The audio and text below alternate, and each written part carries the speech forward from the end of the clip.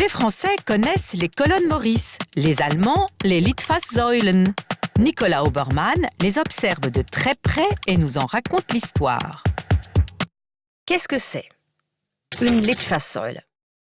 Et ça? Une colonne Maurice. La première, vous la trouvez partout en Allemagne.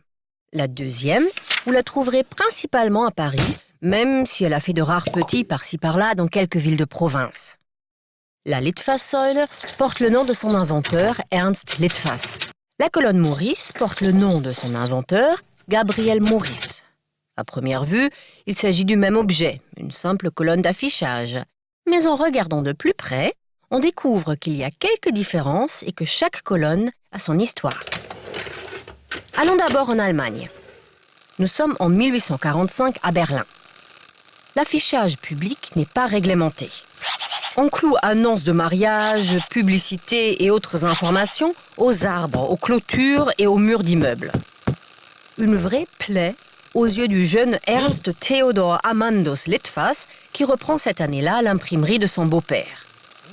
Pour remédier à ce désordre insupportable, Litfaß, homme d'affaires virevoltant, a l'idée géniale d'ériger 150 colonnes en bois à des endroits stratégiques pour y coller des annonces administratives et commerciales.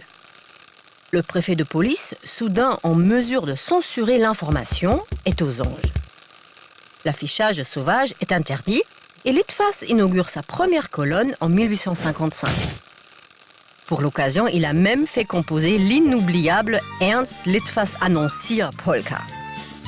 Quelle bonne idée cette colonne Litfaß! Pour la première fois, l'information se trouve à un endroit fixe, accessible à tous et surtout, elle est gratuite. Elle s'adapte aux époques. Réclame, dépêche de guerre, propagande nazie, offre du marché noir, avis de recherche des terroristes de la RAF, elle aura tout vu de l'histoire allemande. Aujourd'hui, elle n'est plus en bois, mais en béton ou en acier.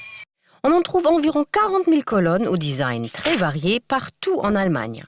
Elles servent principalement à la publicité, en donnant un merveilleux terrain d'expérimentation aux créatifs les plus fous, mais aussi aux informations locales. Certaines ont été équipées de toilettes et de téléphones à l'intérieur, mais ça reste une exception. Sa sœur française, la colonne Maurice, a vu le jour à la même époque que la Litfaßsäule. À Paris, au début du XIXe siècle, les théâtres se multiplient à vive allure.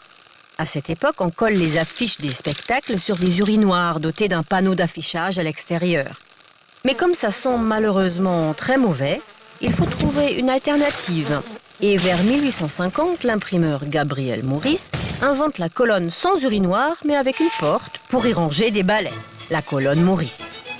Elle est en fonte verte, sa toiture composée d'une marquise hexagonale, décorée aux angles de 6 mufles de lion, le tout surmonté d'un dôme bombé, décoré d'écailles et d'une flèche ornée de feuilles d'acanthe. Quelle élégance!